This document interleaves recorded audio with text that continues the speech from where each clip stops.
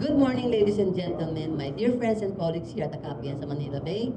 Today, we have set aside this edition of our Kapihan sa Manila Bay as a continuing topic that we've started first with the Defense Secretary Ibo Chidoro, then the next week we had Armed Forces Chief of Staff Romeo Browner, General Romeo Browner. Then last week we had Interior Secretary Benhar Abalos Jr. And now we have the head, no less, the chairman of the Senate Committee on National Defense, Security, Peace and Reconciliation, ang haba ng title. Encompassing kasi ang kanyang mga assigned committee chairmanship. And he is also the chairman of the Senate Labor Committee. He needs no further introduction because he's the most popular, one of the most popular guys at the Senate. Senator Jinggoy Estrada. Good morning, sir. Good morning, Ichu. Good morning to everybody. It's a pleasure to be back here and to be a guest again here in Kapihan sa Manila Bay. Sir, as we always do here, we ask our guest to give his opening statement, then we'll take off our conversations from that. Well, actually, I do not have a prepared opening statement, but nonetheless, I would like to thank you for inviting me over to be one of your guests. And it's been a long while since I last guested here in Kapihan sa Manila Bay. Siguro that was 5 or maybe 10 years ago during my second term as your senator. And I would like to share what is happening in the Senate right now and the important bills that has to be passed maybe before we adjourn Christmas break. Okay, sir. We'll take off from the hottest topic because last night you had a very privileged speech, and I was teasing you earlier that it seems that the House conflict on the confidential funds had spilled over to the Senate. Can you let's talk about that, sir. Well, what transpired yesterday, I delivered an impromptu privilege speech because we had an executive session 2 days before, and yesterday before we entered the plenary, Senator Robin Padilla informed me or advised me that there was a media entity or media outlet that stated that nine senators were in favor of restoring the confidential intelligence fund of the Vice President and the Department of Education. And there were 5 senators who were against the restoration of the CIF of the Vice President and the Department of Education. And that story is not true. Kasi during our executive session, all we discussed was the budget of the Republic of the Philippines, the scheduling, etc., etc. We never talked about the intelligence fund, and there was no votation that happened. There was a votation. We unanimously agreed to support the sponsorship speech of Senator Sani Angara. Actually, yung sponsorship speech ni Senator Angara says it all.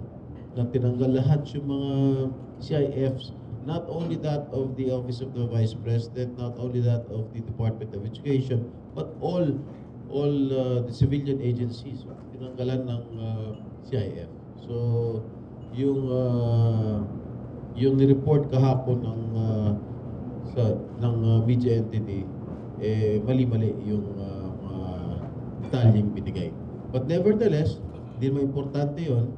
Ang pinaka-importante kung sino yung nagsuplong, who gave or who fed the information to sa media entity concerned.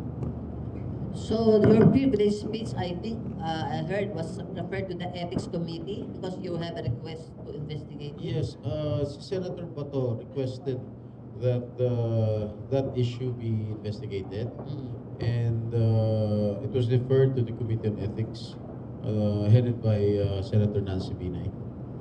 But then again, as you said, all you want to know is the source of that wrong information. Yes.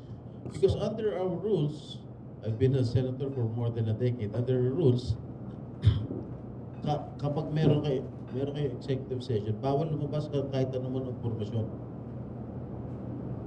Sino? Kahit sa staff mo, kahit sa media, kahit sino. Bawal. So the point of your investigation is to find out who leaked what. Who leaked the information, who fed this information, who scooped that information to that particular media entity. Which unfortunately, as you said, was incorrect. Was incorrect. So if you... But meron din mga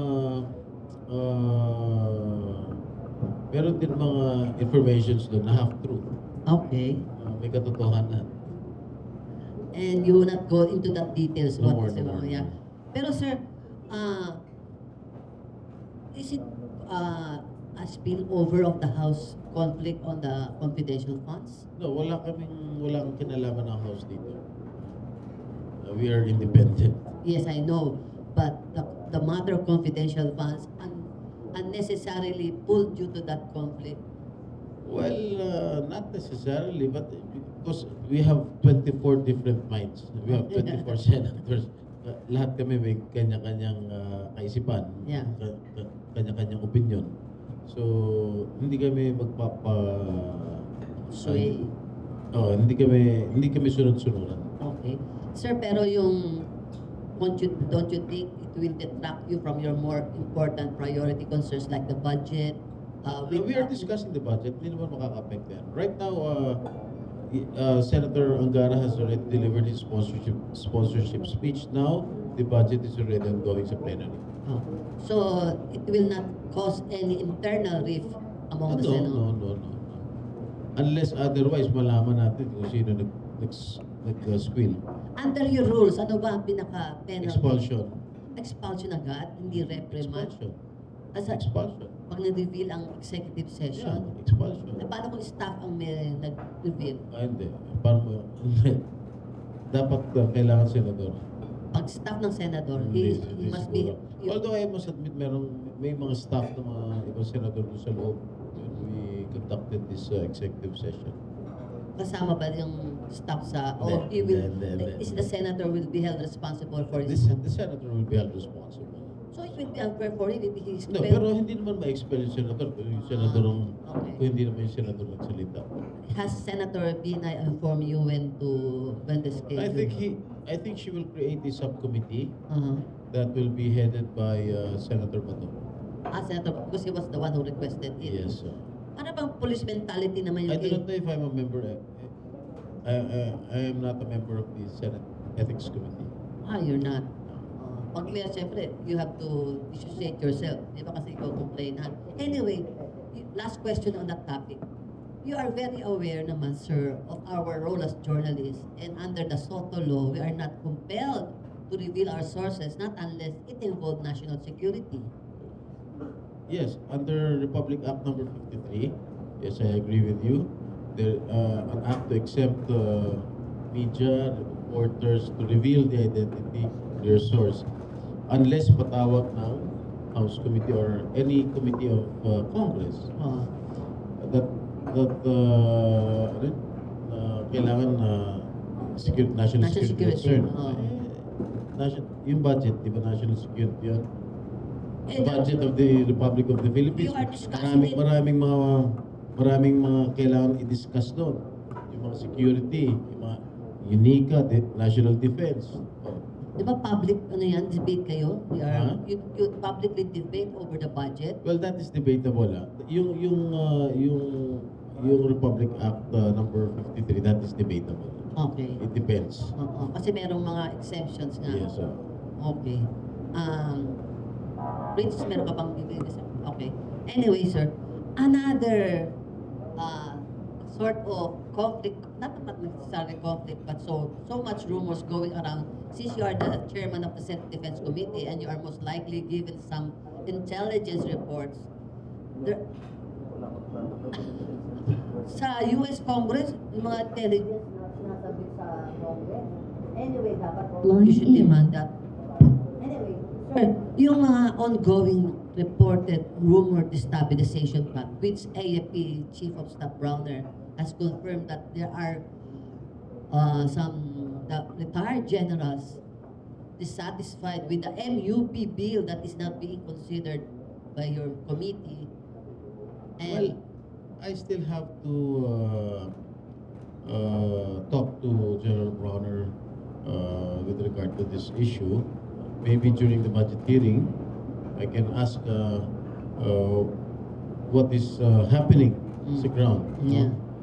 Sinabi naman ni General Bronner, he was misquoted at sabi it was the retired generals who are doing most of the Yeah, talking. yeah. I do not know. Maybe we can have a consultation with the retired generals and ask them how we can improve the situation. You referring to the Actually, MUP? the MUP bill hasn't passed the Senate. Yeah. I will just I will have to make a committee report and present it to the plenary at the soonest possible time. Do you have any particular timeline within which, kasi napakas na yun sa... Kasi budget namin hanggang November 28. Okay. And mag-adjourn kami the last days, December Oo. 15. Technically, December 13, Oo. which falls on a Wednesday. Oo. If I deliver my sponsorship speech or if I submit my committee report after the budget hearing, then maybe, hopefully, medyo tight. Kasi I have a lot of priority bills, yung MUP, yung PDIDA, yung Eddie Garcia bill. Oo. Yun ang aking gustong ipasa before the year ends. But medyo tight yung schedule. So, it's not in the immediate horizon for now. Well, minamadali ako nung sa MUP kasi pera ang involved dito. Yung pension na involved dito. So, I hope to pass it before the year ends. So, in your handling of the MUP bill, which is somewhat really controversial, in fact, the House already approved it and withdrew it and improved upon it. Kaya may latest version sila ngayon. Time and again before, I have announced to the media, I am not hurrying this up. This is a make or break for the military. Ayokong magkaroon ng kudeta sa ating bansa. Kaya lahat ginawa na namin, lahat ng konsultasyon ginawa na namin, lahat ng stakeholders concerned ay kinausap namin para ma-improve itong MUP bill. When you say minamadali kami, is that where it does it come from? Where it is coming Yung from? mga economic managers, Yeah. And they have their own version, di ba? they have their own version. That's why we have to scrutinize it very carefully. Oo. And the DND has their version. Oo. Kaya nga, That's why we have to scrutinize it further. when newly installed Defense Secretary Gibo Chidoro, medyo binago na nga ng House Yeah. kanilang ano. Nung una, ang usapan namin, wala pa si Secretary Gibo. Sisingilin namin yung active military officers no? Para offset yung kakulangan. Kasi Yes. taon-taon ang gumagastos yung gobyerno gumagastos ng Yeah. pensyon. Nung naisip-isip namin, pag ginawa namin yun, pero yung mga retired, yung mga kasunod Existing, tumatanggap ng pensyon, hindi naman namin gagalawin. Oo. Pero upon consultation, actually pumapayag yung ibang active military officers na mag-contribute Yes. sa pension. But after a while, after long consultations with other stakeholders, and Secretary Gubo gave a statement na hindi sila papayag na magbigay ng kontribusyon yung mga active military personnel. Ang gusto lang niya yung new entrants. New entrance, New yes. entrants lang. Yeah. So, binago ulit namin yung committee report para ang magko-contribute na lang yung new entrants. New so, entrants. Huwag nang mag-alala yung mga active MUPs, military and uniform personnel, dahil hindi namin kayo sisingilin ng contribution. Yes. And when we had guested Secretary Gibo, he explained to us that the military, non-strategic military lands will be sold and converted into a trust fund so that they will no longer be relying much on the GAA. Yes, that's true. Marami kasi mga assets Yes. ang military through yung RSPS. Yes. Marami silang mga idle lands na pwedeng ibenta o na pwedeng ilis sa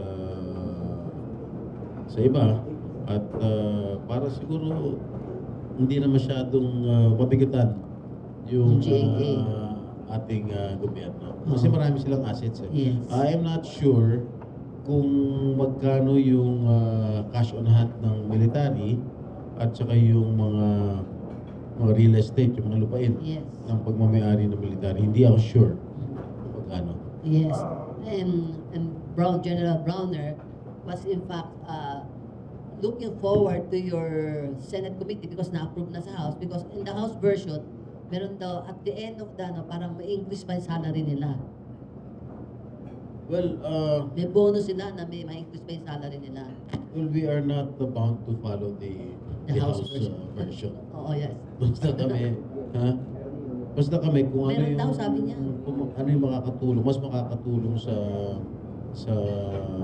MUPs gagawin namin. Mm. But I was just informed na meron din similar provision as that of the House. You're the principal sponsor and author also. Marami kami. Ilan kami? Marami kaming authors sa Yeah. So even if it is not your priority for now, this year, for This sure. is a priority, actually. This is one of the priorities, priority bills that has to be passed at the soonest possible time. Mabalik ko lang to sir sa DSTAB kasi former President Duterte, who pampered much the military before, admitted that he has been meeting with the retired generals and trying to talk with them. Does it concern you? I mean, is it okay with you that the former president is talking with the That generals? is his right as a former president. Wala naman siguro. I don't think former President Duterte is involved in destabilizing this government. I don't think so. Yeah. So, parang nagkaroon kasi ng public... Siguro, ano lang, kwento-kwentuhan, kumustahan. Hindi naman ang ginagawa namin noong araw. Kumustahan. Pero wala namang kudita na nangyayari. And coming from you na you have experienced, di ba, your father was ousted during Exodus because of the military. Anong sentiments mo about that, sir? Wala naman. Ako, ayoko lang maulit. Yes. Ayoko na lang maulit yung mga kudita. Kasi, you cannot move forward pag meron naman another kudita. No? You cannot move forward. Paurong na lang tayo ng paurong. Wala naman mangyayari sa ating bansa. So, huwag na sana maulit. And I don't think naman maulit. Yeah. Kasi President Marcos is doing everything naman para gumanda yung buhay ng bawat Pilipino. Okay. And related also with the AFP, yung modernization, they have now shifted to external defense mode because practically they are saying we have addressed the communist problem and Muslim secessionists. There are already peace agreements. And what do you think of that shift to external defense mode with them still not having the enough equipment and military equipage to support their activities?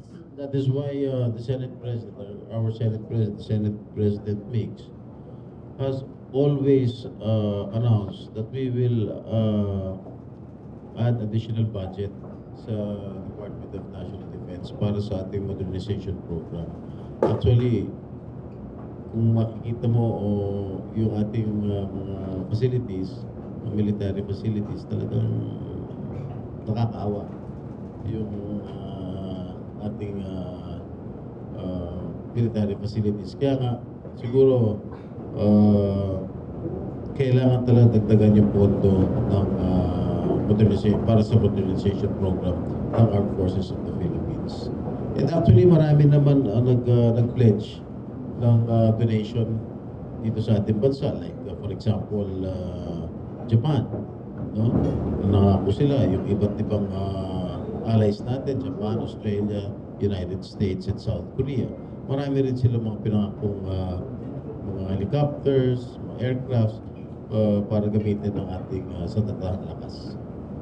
And they have also, Secretary Gibo and Browner, General Browner, referred to a self-reliant defense posture program that they have also pending bill at the Congress. Yes, I have already sponsored it. You have? Yung Philippine Defense. Yung Self-Reliant Defense Posture Program. Mm.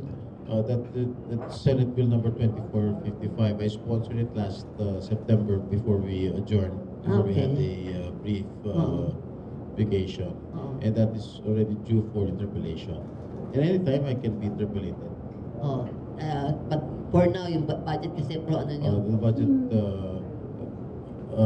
yung budget ang pinaka-importante. So, Anong may priority. key features nitong SRDP bill mo, sir? Well, first of all, the bill proposes rationalization of defense acquisition by providing preferential terms to domestic suppliers and in-country enterprises under the ambit of Filipino First policy. Okay. Okay? In 2022, military-related imports totaled approximately $305 million, Laki. while arms-related exports amounted only to $85 million. We aim to cure this significantly lopsided trade imbalance by providing incentives and government support to local defense industry. And in the process, stimulate job generation, promote transfer of advanced technologies, and expand our export sector. Alam mo, itong bill na ito, this is not new. Meron ang patas to no during the 1970s. This program was initially conceived and implemented during the 1970s. And the early years of the SRDP program successfully met the basic requirements of the armed forces through joint ventures and partnerships with the private sectors. It produced all-terrain light vehicles, radio for the operating groups, rifles, pistols, and small arms ammunition. So during our consultation, with my consultation with the Department of National Defense, that was my consultation. That was held last October 26 of this year. So, itong bill na ito, itong Self-Reliant Defense Posture Bill, I have already sponsored it. It's due for interpellation. And malamang mapasok to.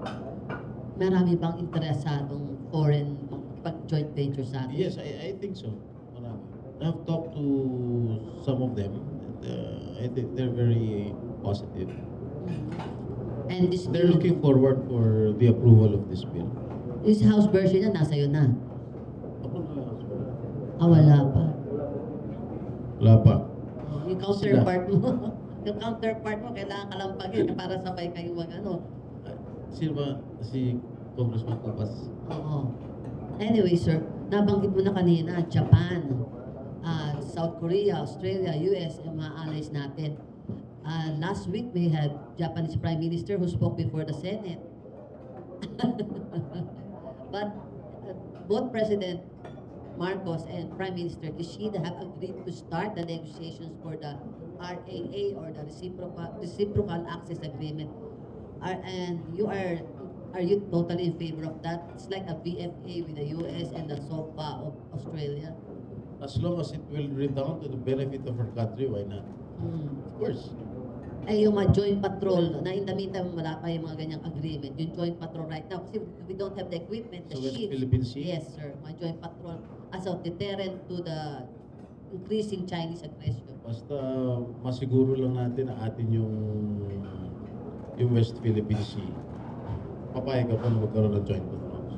Yung province bank ng mami mo sa Zambales, nag-put up na yung mga fishermen to protect this carboration kasi yun ang primary source lang ng fishing ground. Talaga nabubuli itong mga Chinese. Talagang all we can do is to always file a diplomatic protest. We have filed maybe 1,000 of diplomatic protests to no avail. Yeah. ganito nilang pwede natin gawin. To summon the Chinese ambassador. Tapos nabanggit mo sir kanina na Eddie Garcia bill. Ano, bakit sir naging priority mo Eddie Garcia bill? Because it concerns the safety of the movie workers. No? First and foremost, yung kalusugan ng ating mga artista, hindi lang mga ating mga artista, kung hindi yung mga nasa likod ng camera. Katulad mga cameramen, director, production designer, mga crew, etc. etc. Kasi minsan, with all due respect to the movie producers, yung mga movie outlets, minsan nung wala pang masyadong mamatay ng mga director, pag kunwari ako artista, pag ang call ko alas 9 ng umaga, nandun ako alas 9 ng umaga. Pero talaga susulitin ng mga producers hanggang alas 9 rin ng umaga the next day. Isang araw lang ang bayad. Tapos, obligahin ka pa mag-report the next day o ganito oras kung minamadali lalo yung pelikula. So, it also serves as a health hazard, yung mga ganong klase. Mas lalo na yung mga maliliit, yung mga crew. Kung artista 24 hours, lalo na yun. Kasi, itong mga crew, sila yung unang pumapasok sa set. Sila yung unang dumarating sa set. Sila yung huling umaalis sa set. Unang dumarating sa set. Tapos sila, huli silang aalis dahil papaklasin lahat yung mga kung anong mga nakasabit doon sa set. Kaya mas nakakaawa yung mga crew. That is why, gumawa tayo ng Eddie Garcia bill. Una-una, nung namatay si Tito Eddie, walang walang ambulansya, wala lahat. Walang mga doktor, First aid. Walang first aid. Kaya we have to improve this bill para maiwasan yung ganitong klaseng pangyayari. Kaya yan ang impression ko na pang lang yan, accident, yung pala, all-encompassing. Yes, even yung working hours. Kasi the movie industry is a unique industry. I've been telling this to everybody. Yung industriya namin, very unique. Hindi naman kami pwedeng 8 to 5. Una-una wala kami opisina. Mga artista wala namang opisina. No? So, hindi naman pwede 8 o'clock hanggang 5 o'clock. So, 8 hours. Hindi pwedeng ganun. Dahil malulugi producer. No fixed schedule kayo. No fixed schedule. Pag sinabi mong 8 oras, hindi matatapos ang pelikula, malulugi yung producer. So siguro yung binabalangkas namin na batas, siguro 14 hours is the maximum. It's most ideal para magtrabaho. So, Pero, except for minors, that we have to follow the labor code, tsaka dun sa mga senior citizens, katulad mo. Sinama mo pa ako. Anyway, sir, kasi si Eddie Garcia is senior citizen. Ang mobile fund ng daddy mo sa the former President Joseph Estrada, is that included in your... Yes, they are one of the stakeholders concerned here. Marami rin silang mga inputs na para ma-improve yung Eddie Garcia bill. Lahat ng mga movie producers, Directors Guild, Actors Guild, kasi yung Actors Guild, maraming merong kapisahan ng mga artista ng pelikula Pilipino, television, which is headed by Miss Imelda Papin. Meron din aktor na parang breakaway or naghiwalay na grupo. Headed by Isa Calzado, sila Dingdong Dantes. Pero yun, kinupkup namin yun at nagbigay naman sila ng sarili-sarili nilang inputs. Okay. So, 4 kayong artista ngayon. So, most likely, mapapasaya kasi ang previous Congress hindi napasaya. Hindi lang 4 kasi merong association like Senator Grace. Oo, yeah. Tatay niya. Oo, superstar. Oo. Nandiyan si Senator Cheese. Sino artista? Asawa niya. Okay, si Hart. Nandiyan si Senator Win. Yung kanyang girlfriend. Lahat associated sa Meron ka ng sa Senate film vote. industry. Ano? Ha? Hindi ko na-count yun plus 3. Kasi 4 na sikat. Pero I mean, kasi the previous Congress failed to go through the previous Congress. Bakit? Ano bang obstacle? Ano bang I thought it's an easy bill, but it did not pass in the previous Congress. I do not know. I was not present there. I was not aware. Pero of your it. present bill, are you sure na? Yes, I'm very confident that this will be approved. And this will be a nice Christmas gift to the movie workers. Okay.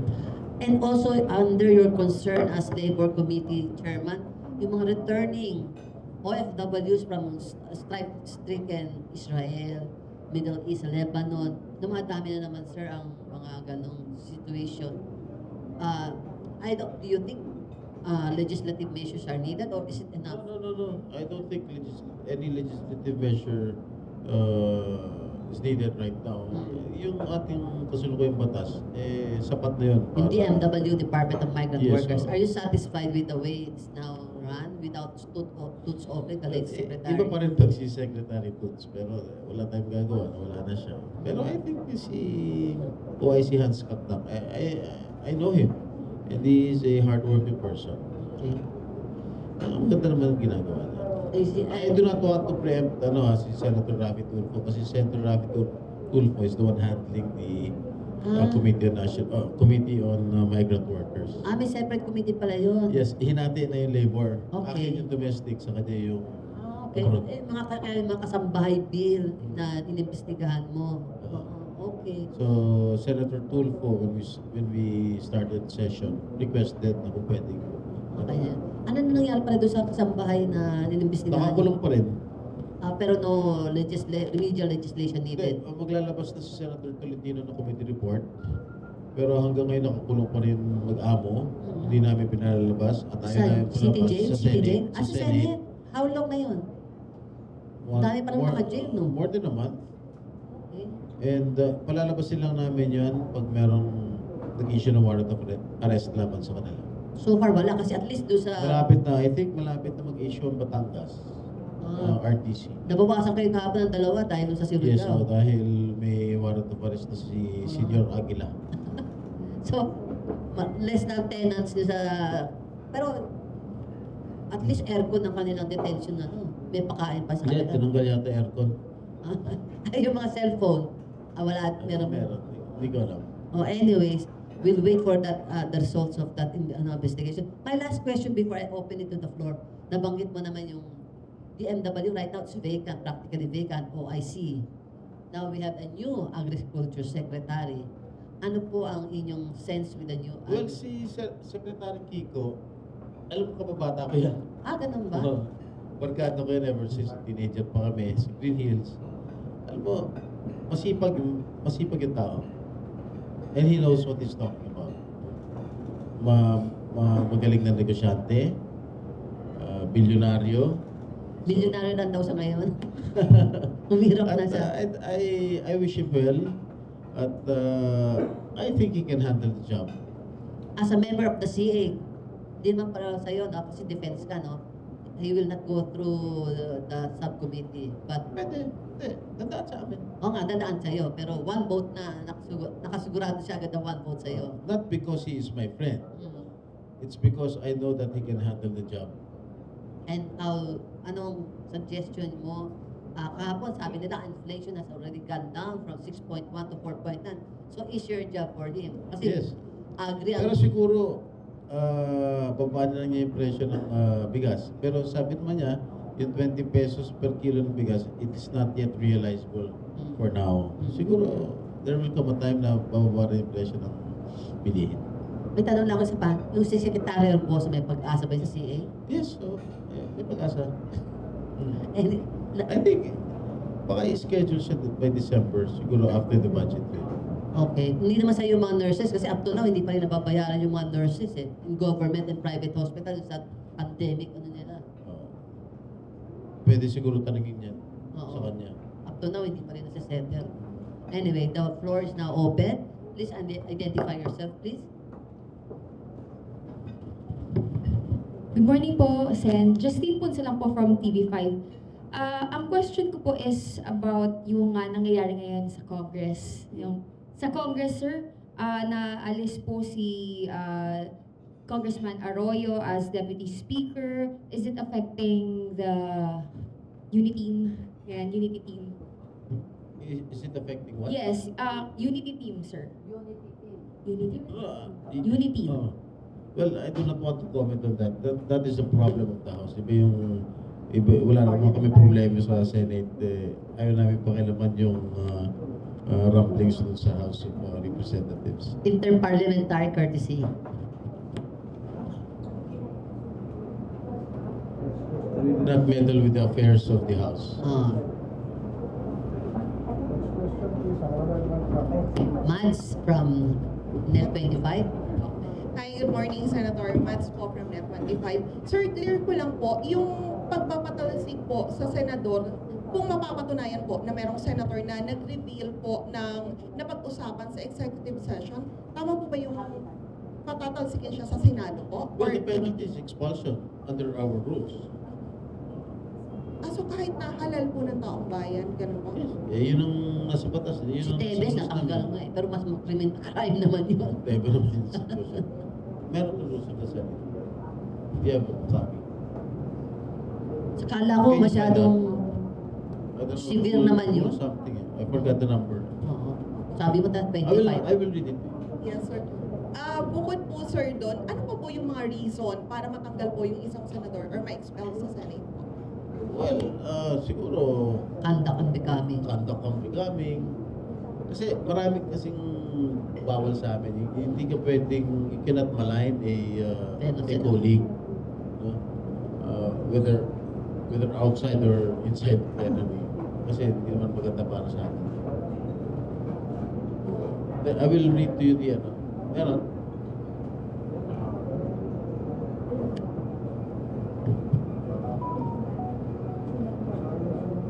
Okay. Habang nahanap niyang staff niya.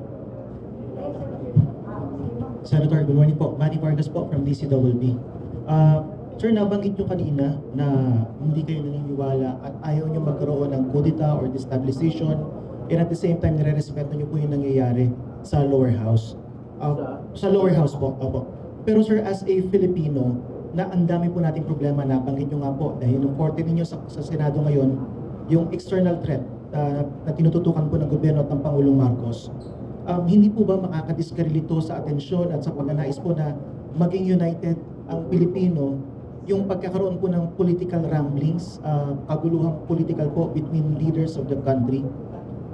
Bilang isang senador po, ano po yung pakiusap ninyo, apilan ninyo sa kapwa leader din ng gobyerno na kailangan natin ng pagkakaisa sa buong bansa sa dami po ng problema? Well, sa dami ng problema na hinaharap natin ngayon, ako naman nakikiusap na kailangan talaga magkaisa. Magtulong-tulong tayo mga kapwa Pilipino. Dahil nga sabi nga ng tatay ko nung araw, Ayan, yung papalit walang niya. tutulong si Pilipino kundi kapwa Pilipino. Kaya talagang kailangan tayo magtulungan dahil sa sobrang dami ng problema ng ating bansa, nandiyan ng West Philippine Sea, mataas na mga presyo ng bilihin, at maraming naghihirap. That has to be addressed at the soonest possible time. Kaya kailangan talaga magkaisa. Lalong-lalo na dun sa mga nais mag-angkin ng ating teritoryo. We have to strengthen our ties with our allies, no, like United States, Japan, Korea, Australia, New Zealand, etc., etc.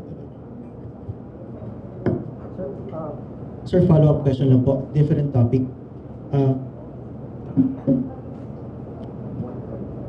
For that, basahin ko na lang, Mads. Section 129 of our rules of the rules of the Senate. Any senator who violates the provisions contained in the preceding section may, by 2/3 vote of all the senators, be expelled from the Senate. And if the violator is an official or employee of the Senate, he or she shall be dismissed. Okay. Ano yung preceding ano? Rules on executive session daw.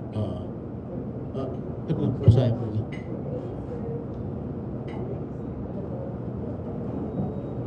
Mami?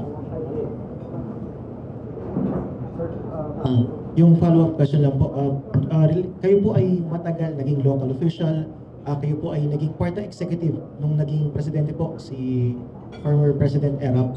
Nakita niyo po yung lawak ng problema. Sa ngayon po yung problema natin, sir, sa agriculture, ano ano po yung naging napabayaan na hindi po nakita ng mga nakalipas na administrasyon na dapat tutukan na ngayon? Kasama po ba doon yung pagkakaroon natin ng mas maraming storage facility? Hindi lamang po issue ng importation, kundi yung pagkakaroon ng mga storage facility at yung yes sir, storage facilities plus yung pagpapahusay po noong farm to market na paglilipat po ng mga produkto from different regions. From? Different regions, sir. Iba-ibang rehiyon. Different regions. Oo. First of all, nung presidente tatay ko, hindi naman ako kikialam sa May mayor siya, mayor. Doon lang ako sa San Juan. I was Oh, preoccupied with fairness, my hindi mo nakikita Malacanang yan. job as the mayor of San Juan. I seldom go to Malacanang and I never meddled with the affairs of my father when he was president. And that has been attested by Marichu. But I see somebody always there every Wednesday of taking somebody else. Hindi ako yun. But anyway, dun sa I am not privy to what happened during the time of my father. Kung ang agrikultura ang pag-usapan. But what I remember vividly during the time of my father, na gusto niyang gawing food basket ang Mindanao region, no? Kasi talagang doon siya nag-invest ng panahon at nagugol ng pera doon sa Mindanao para maging food basket ng ating bansa. Kaya ang gusto rin ng tatay ko ng araw na magkaroon ng pagkain na makakain ang ating mga kababayan ng 3 beses sa araw. Ayaw niyang may magugutom sa ating bansa. Well, during this past administration, siguro kay President Gloria, President Pinoy, President Duterte, at ngayon, siguro si President Marcos naman, nung siya naman yung naging acting Secretary ng Agriculture, I think marami naman siyang mga ideas na natutupad din nung siya yung naging acting Secretary. But ako nga nagpapasalamat ako at nag-name na siya ng nag-appoint na siya ng permanent na Secretary of Agriculture dahil siyempre ang trabaho ng presidente napakabigat, no? At minsan hindi rin niya maasikaso yung mga iba't ibang ahensya. Kaya ako yung natutuwa at nakapag-appoint na siya ng permanent Secretary of Agriculture who can oversee lahat ng problema ng departamento. By way of a trivia, it was only during the term of your father when the Philippine agriculture registered a growth rate of 6% and hindi pa na-replicate yan up to That now. was under, yes, that is true. William That was Dar. under the tutelage of Secretary William Dar of Department of Agriculture. It went down to -2 during the previous Aquino administration. Yes. Okay. Question?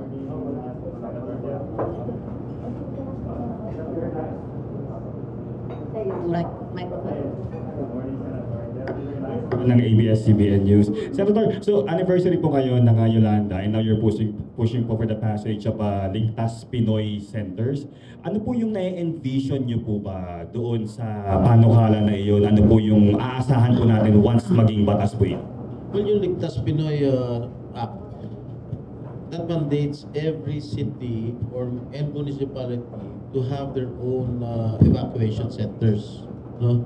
Kasi based on experience, katulad ng Yolanda, ilan lang yung evacuation centers na nagamit nung nagkaroon ng bagyo. So, para maiwasan itong mga ganitong klaseng events, ang pangyayari, kapag mayroong kalamidad o malakas na lindol, ang unang ginagamit kasi natin yung eskwelahan. No? At pag ginamit yung eskwelahan for a long period of time, maantala naman yung mga estudyante. Walang pasok. So kailangan siguro magkaroon ng sariling evacuation center only for that sole purpose. Kapag may earthquake, o lindo, bagyo, baha, sunog, yun lang ang gagamitin, evacuation center.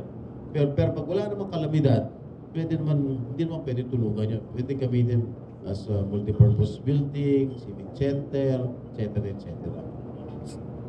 Senator, because we don't have yet these facilities, we can say na we're not yet ready for another Yolanda. Well, yung DPWH, I think, is already constructing several evacuation centers in different regions. No? I think even the private sector is also helping in building structures, in building evacuation centers in different regions. I think we might be. I hope wala naman disaster na dumating o lindo yung pinakamalaking, the big one na sinatawag na darating sa ating bansa. Kasi I don't even want to think about it. Pero we always have to be prepared. Thank you, Senator. May phone-in question lang si Cesar Swerte Felipe ng Philippine Star. Ano po ang target sa passage ng MUP pension within the year po ba? Hopefully, kasi ang budget ang priority. But kinausap ko na si Senate President Mig Subiri if I can be interpolated after the budget year. Sila sponsor, pati SRDP, di ba Yes, na-sponsor? SRDP tsaka yung Eddie Garcia bill. Okay. Na-sponsor mo na din Eddie Garcia? Hindi pa. Hindi pa. On budget, will the Senate follow the House in the reallocation of CIFs of OBP, DepEd? Yung sponsorship speech ni Senator Gara says it all. Ngayon yung gagawin, Yeah. sponsorship. Hindi, kahapon. Kahapon, nag-sponsorship na. Tanggal. Kaya tapos sa privilege speech ka nga na bakit may ganito ito nga. Yes. Basta yung sponsorship Kaya speech naging impromptu is privilege Oo. speech mo. Okay. Hi, Any ma'am. more? Okay. Any more questions? Yes, okay. I'm here, ma'am. Senator, good morning. Kim Salinas from A to Z, Channel 11. So, in connection with the Ligtas Pinoy Center Act, ano na ba, sir, for approval na ba ito or dadalhin pa ulit sa Congress or approval na ba ng President at the same time dahil... No. You're asking me about the status. Yes, sir. I just delivered the sponsorship speech yesterday. Yung Pinoy. Only yesterday. And willing to be interpolated after the budget hearings. So, buo, sir, yung loob ninyo na maipapasa ito bago magbakasyon ng Senado ulit? Sana kung wala masyadong question, kung wala masyadong interpret. Sir, malaking tulong ito in particular sa ating mga Pilipino dahil ang Pilipinas ay prone to calamity. Ito ba, sir, magiging Ligtas Pinoy Center Act, yung magiging evacuation center is hindi siya yung the usual tent, the usual covered court? Yes. Kasi this will mandate every city and municipality to have their own evacuation centers. But the problem is, yung mga 4th and 5th class municipalities which does not have the means to construct evacuation centers for their respective cities or for their respective municipalities, and then the DPWH will take care of it. Siguro magkakaroon lang tayo ng clustering, no? Siguro halimbawa sa isang probinsya, isang mahirap na probinsya, halimbawa, meron mga 4th, 5th class municipalities doon. Siguro isa na lang evacuation center for all of them. Kasi hindi naman sila maka-afford na magtayo ng evacuation centers. Last questions in my answer. In your parang na-visualize nyo ditong evacuate, ano yung magiging itsura nito, sir? For the record, kumbaga, para ba itong look like a parang transient? Ano bang magiging for the record lang natin, sir? Thank you. Well, hindi ko alam sa DPWH. Sa DPWH mag-decide yan, hindi naman kami. Wala sir dun sa act ninyo na dapat ganito. Wala naman. Like sir, Basta ang mandate niya, each LGU must have. Or kung pera ng LGU ang gagastusin, bahala na LGU. Sa ng kanilang evacuation centers. Okay. Any question? Yes, please. Sa likod. Okay.